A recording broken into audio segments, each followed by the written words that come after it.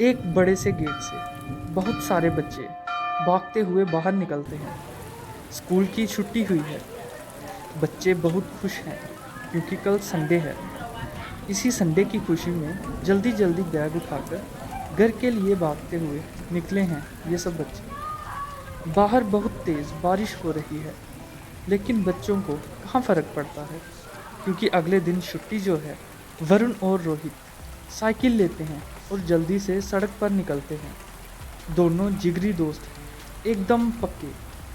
दोनों साथ ही स्कूल आते हैं, एक साथ ही बैठते हैं और साथ ही खेलते हैं। दोनों का घर एक दूसरे से लगभग आधा किलोमीटर दूर है। वरुण, घर पहुंचकर कॉल करना, शाम का प्लान बनाएंगे। रोहित घर पहुंचता है तो उसे घर का गेट खुला हुआ मिलता है। वो जल्दी से साइकिल को स्टैंड पर लगाता है और अंदर जाता है। खुद से बातें करता हुआ बोलता है, अरे यार, पूरे कपड़े भीग गए, मम्मी डांटेंगी। पर कोई बात नहीं, आज डांट भी खा लूँगा। घर के अंदर उसे टीवी ऑन मिलता है। वो कहता है, ये क्या, कमरे में कोई नहीं है और टीवी ऑन है। आज मम्मी को क्या हो गया है? आज चाय के साथ पकोड़े खाने का मन है। मम्मी को कहता हूँ, पता नहीं मम्मी कहाँ है। मम्मी, मम्मी, मम्मी, डैडी, अरे कहाँ हैं सब? भैया। लेकिन अंदर से कोई आवाज़ नहीं आती। पूरा घर खाली है। आखिर सब गए कहाँ? रोहित सारे कमरे चेक करता है, कहाँ गए सब? लेकिन कोई नहीं मिलता। वो टीवी बंद करता है और किचन में जाकर खाना ढूंढता है, लेकिन वहाँ भी उसे कुछ नहीं मिलता। वो अपने घर की दीवार को लांघकर साथ वाले घर में जाता है।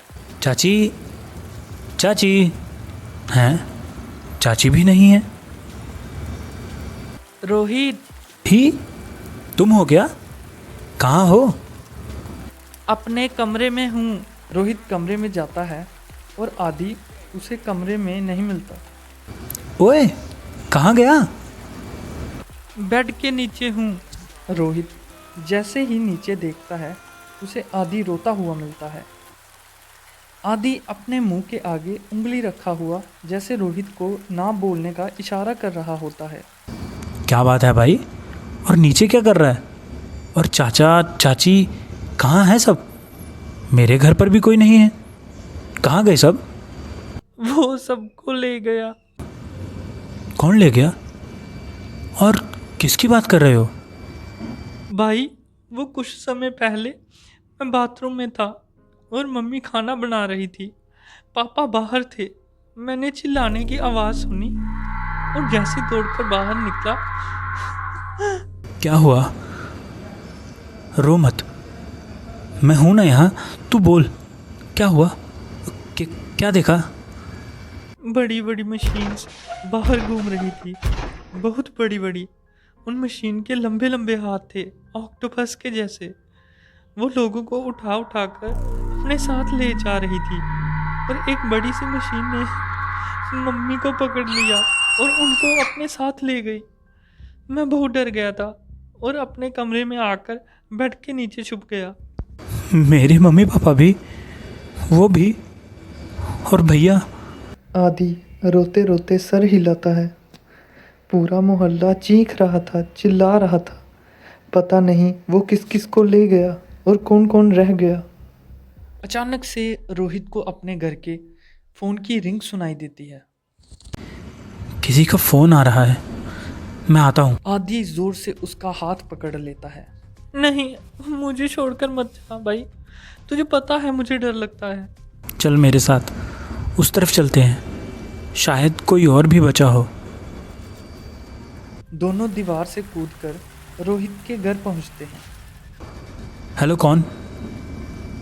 दूसरी तरफ से वरुण की रोने की आवाज़ आती है। यार, घर में कोई नहीं है और रूम में खून ही खून है। तू रो मत यार।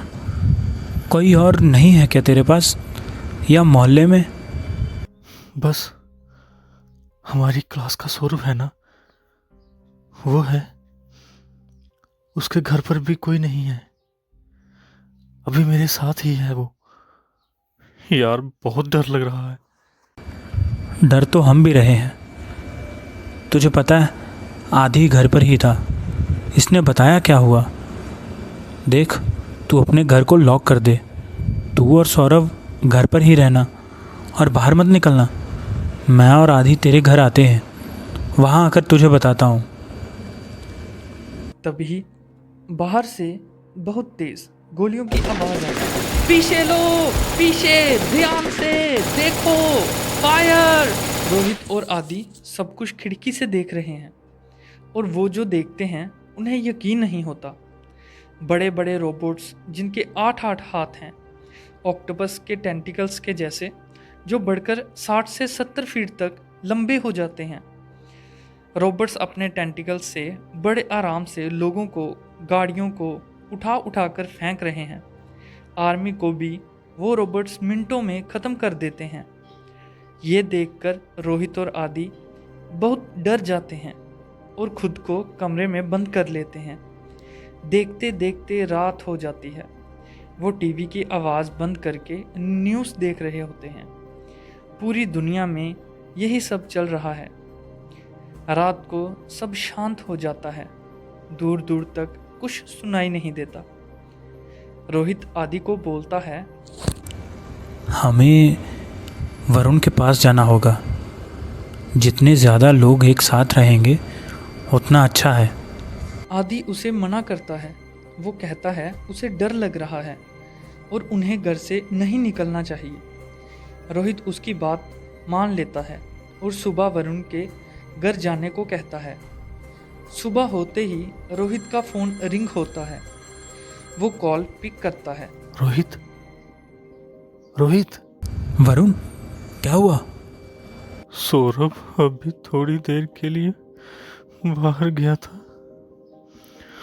वो रोबोट उसे भी उठा के ले गया।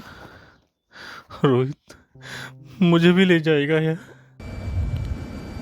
वरुण चुप हो जा, एकदम शांत। मैं आता हूँ, तू बाहर मत जाना, हाँ? और आवाज़ मत करना, बिल्कुल भी मत करना। हेलो वरुण, तू सुन रहा है ना? वरुण। फ़ोन से कोई आवाज़ नहीं आती। बाहर बारिश की रफ्तार तेज़ हो चुकी है और रोहित हिम्मत करके आदि को साथ लेकर वरुण के घर की तरफ रवाना होता है। थोड़ी दूर जाने पर उन्हें एक मशीन दिखती है जो उनकी तरफ ही आ रही होती है, लेकिन उनके आसपास छुपने के लिए कोई जगह नहीं होती। वो दोनों चुपचाप खड़े हो जाते हैं और मशीन उनके पास से निकल जाती है और उन्हें कुछ नहीं करती। उनके पीछे एक गाड़ी आती है। वो गाड़ी जैसे ही रोबोट को देखती है, वो रिवर्स भागने की कोशिश करती है। रोबोट अपनी रफ्तार बढ़ाता है और उस गाड़ी को उछालकर दूर फेंक देता है। वरुण के घर पहुंचकर वो देखते हैं वरुण के घर का दरवाज़ा खुला हुआ है। रोहित धीरे से दरवाज़ा खोलता है और दरवाज़ा घसीटता हुआ खुलता है। अंदर से अजीब सी बास आती है। वरुण, वरुण।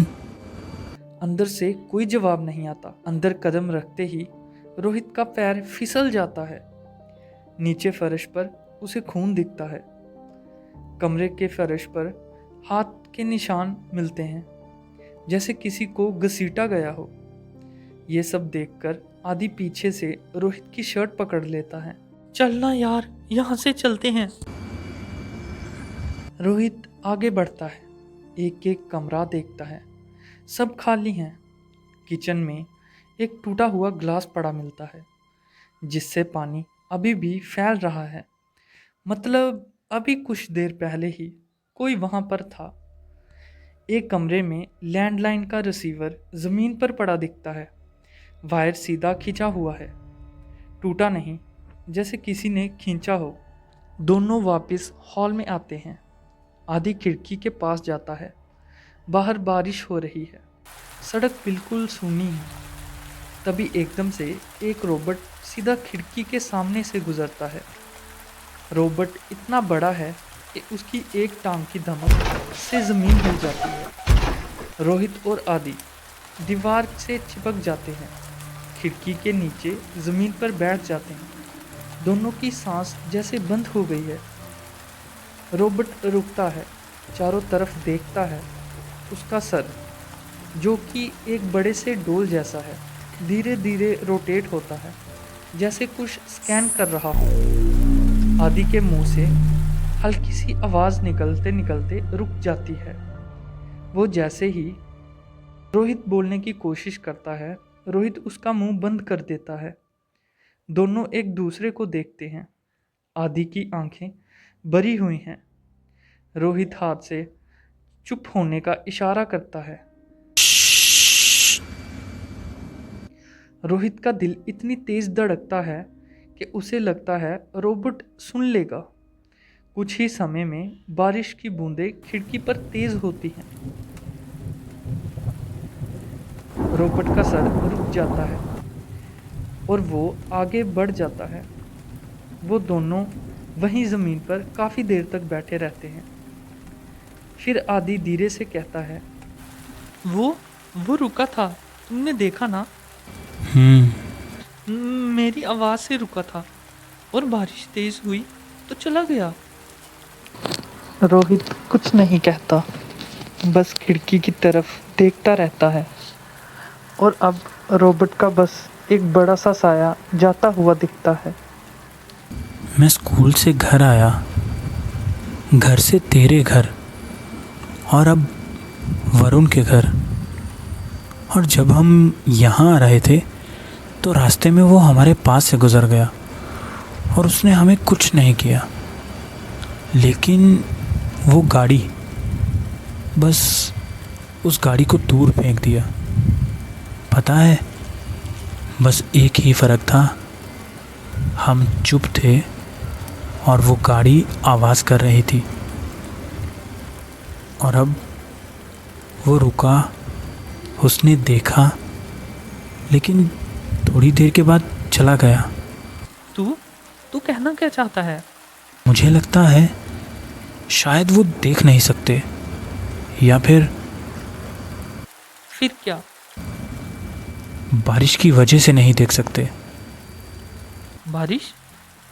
मैं गलत भी हो सकता हूँ, लेकिन पर जैसे मैं समझ रहा हूँ, मतलब देख, हम यहाँ आ रहे थे तो वो बिल्कुल हमारे सामने था, लेकिन उसने हमें कुछ नहीं किया। और जैसे ही वो कार आई, उसकी आवाज़ से उसने उस कार को दूर फेंक दिया। उसी समय जब बारिश आई तो वो चला गया।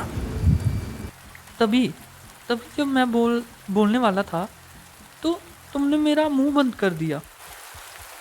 हाँ, तुमने देखा ना, जब आवाज़ हुई वो रुका, उसने देखा, लेकिन थोड़ी देर के बाद वो चला गया क्योंकि हम बिल्कुल चुप थे। वो टीवी ऑन करते हैं, आवाज़ को धीमी करके देखते हैं। हर न्यूज़ चैनल पर बस एक ही न्यूज़ चल रही है और हर चैनल पे एक नंबर फ्लैश हो रहा है, एक नोट के साथ। अगर कोई सर्वाइवर है तो वो इस नंबर पे कांटेक्ट करें। वो जल्दी से टाइम वेस्ट ना करते हुए उस नंबर को डायल करते हैं। सामने से एक थकी हुई आवाज़ आती है, जैसे वो इंसान पिछले कुछ दिनों से सोया ना हो। हेलो, अपनी पहचान और लोकेशन बताइए। हेलो सर, मैं रोहित। मैं अपने भाई के साथ फंसा हुआ हूँ सर, और मेरे पास एक खास जानकारी है। क्या तुम लोग सेफ हो? और कोई भी है क्या तुम्हारे साथ? नहीं सर, नहीं, बस हम दोनों ही हैं। और मैंने कुछ नोटिस भी किया है, ये जो रोबोट्स हैं ना, शायद हमें देख नहीं सकते, उन्हें दिखता नहीं है सर। लेकिन हाँ, लेकिन उन्हें सुनाई साफ देता है, इसलिए वो आवाज़ का पीछा करते हैं। हाँ, शायद वो बारिश में कंफ्यूज भी हो जाते हैं। हेलो। फ़ोन की दूसरी तरफ से कोई आवाज़ नहीं आती। हेलो सर, आप सुन रहे हैं ना? हेलो। तुम ये सब कैसे कह सकते हो? रोहित उन्हें सब कुछ बताता है, जो सब उसने देखा और समझा। कुछ समय बाद 20 ट्रूपर्स की एक टीम रोहित और आदि के पास पहुंचती है। और उन्हें अपने साथ ले जाती है। जाते समय उन्हें रास्ते में एक रोबोट मिलता है और वो ट्रूपर्स उसे मार गिराते हैं रोहित की दी हुई जानकारी की वजह से। जब वो मशीन नीचे गिरती है तो पता चलता है कि वो सभी लोगों को पकड़कर अपने सर पे बने स्टोरेज जैसे बॉक्स में रखते हैं, जो कि एक सेफ स्पेस है, और वो हर पकड़े हुए इंसान को मार के उनके दिमाग को निकाल लेते हैं। जब वो ट्रूपर्स लोगों को उस मशीन से बाहर आते देखते हैं तो वो अपने पर विश्वास नहीं कर पाते कि कैसे एक बच्चे की दी जानकारी से वो उन लोगों को बचा पाए। उन सभी लोगों को अपने साथ कैंप ले जाते हैं और अपने सीनियर्स को सब बताते हैं। देखते देखते 2 महीने बीत जाते हैं। ये रोबोट्स एक एलियन स्पीशीज है जो धरती पर सबसे विकसित दिमाग वाली प्रजाति यानी इंसान की खोज के लिए आए थे, और वो इंसान के दिमाग निकालकर उन पर एक्सपेरिमेंट करते थे। लोग रोहित की दी जानकारी और खुद भी उन रोबोट्स को समझकर उनको मार गिराते हैं। पूरी दुनिया में ये जानकारी आग के जैसे फैल जाती है। हर देश की आर्मी एक साथ मिलकर रोबोट्स का खात्मा करती हैं। जहाँ भी उन्हें रोबोट दिखते हैं वहाँ आर्टिफिशियल बारिश करवाकर उन्हें कंफ्यूज करके मार देते हैं।